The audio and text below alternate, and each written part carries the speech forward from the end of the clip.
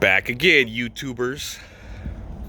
Alright, so this is my 1964 Mercury Marauder with the Park Lane package. It has a FE 390. It's a Cruise-O-Matic or a Merc-O-Matic 3-speed transmission, automatic. And yeah, these are pretty rare. You don't really see these. A lot of people think it's a 64 Impala, but nah, man, it's Mercury. You got the little Mercury Man logo there, if you can see it as a hood ornament.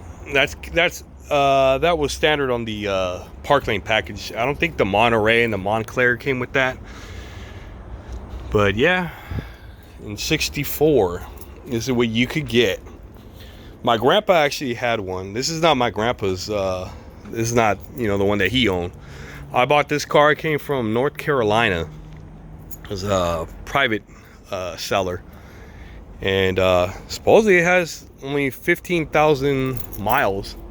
You know, I've had it for what, 3 years now, and yeah, it looks like it was, you know, pretty well taken care of and stuff. He said it was stored with the family, like in storage for like I don't know how many years. I think it was off the road since 78 or something like that, and so they finally got it back on the road. I don't know why it was, you know, sitting for so long. You know, sad, because, you know, it seemed like they didn't really drive it very much. But yeah, you could take a look at it and stuff. This is what it looked like in 64, man. Got your old school gauges there, you know. The speedometer goes sideways, huh? How many of you guys remember that? Yeah, well, I was born in the 80s, so I kind of remember, you know, these old classic cars. Like I said, my grandpa had one, and his was a 4-door. It was a Park Lane. So Park Lanes came with this, I think, with the center console. I don't think you could get that in a Montclair or a Monterey. I could be wrong. Maybe somebody correct me. Now this has the factory AC deluxe. So a lot of them you see, they just have this little box here and the knobs are here.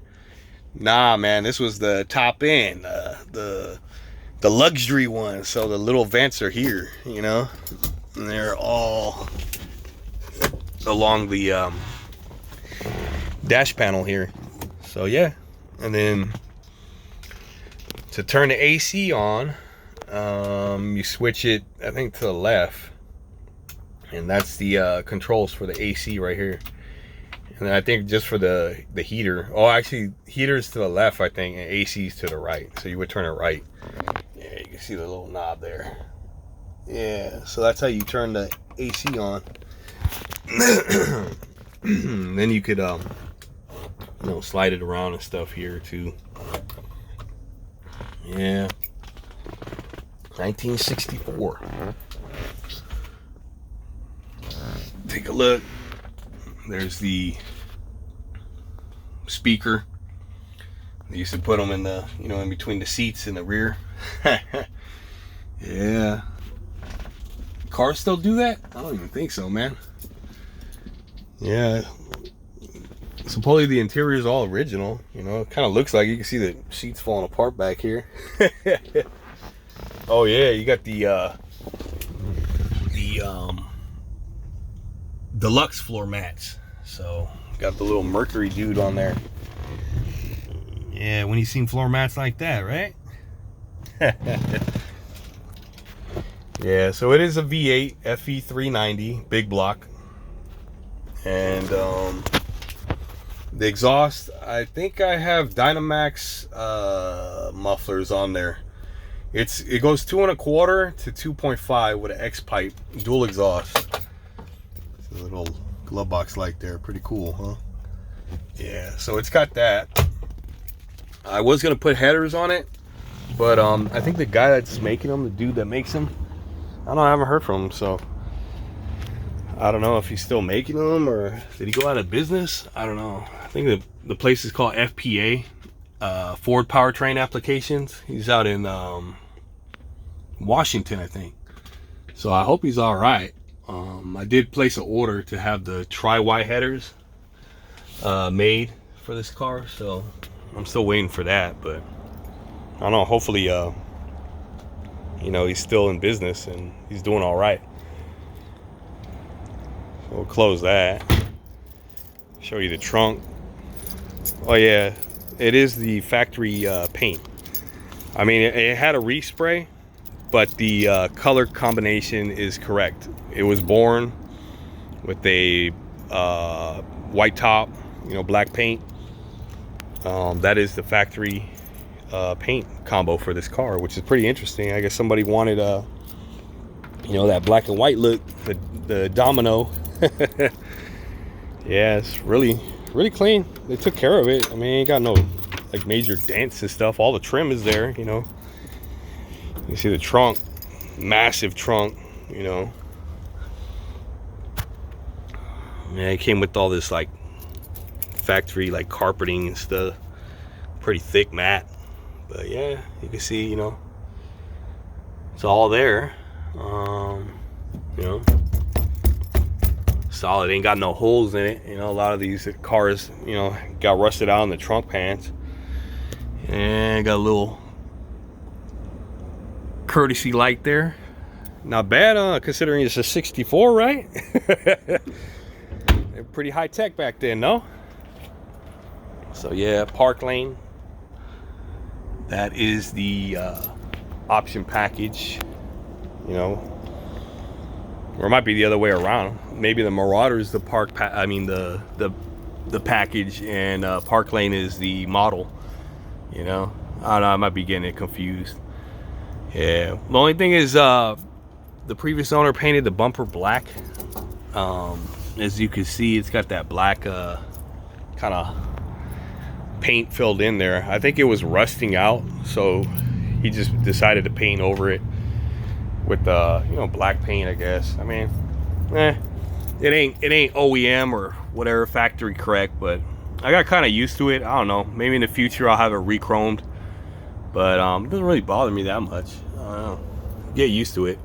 I know there's some purists out there that probably be like, oh no, you gotta put it back to the chrome, you know. But I got used to it. I mean, how often do you see these anyways, right? You know. So yeah, I mean, they're pretty rare. I've never seen one driving. Have you? You know. And the other option, I think, well, if you had the money back then, was to get these spinner hubcaps, man. I think the factory ones, I mean, not the factory, I think the standard ones, I should say. The standard ones had a little Mercury man, but no spinner. If you had the money back then, you went with the spinners. So that was something that this car came with. And it's pretty cool, you know. Yeah, looks a lot like an Impala, you know, from the top.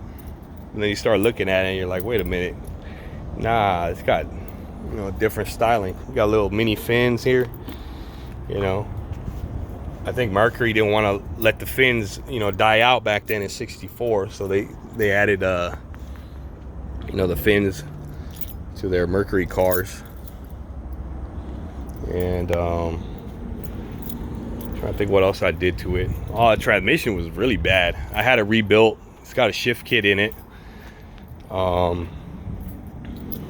forgot what year I had it rebuilt, but maybe like what was it, 2022, I think? No, 2021, I think. 2021 or 2022. Yeah, it was leaking all over the place, man. It was bad. I'm surprised it still even shifted though, and I was cruising around in it.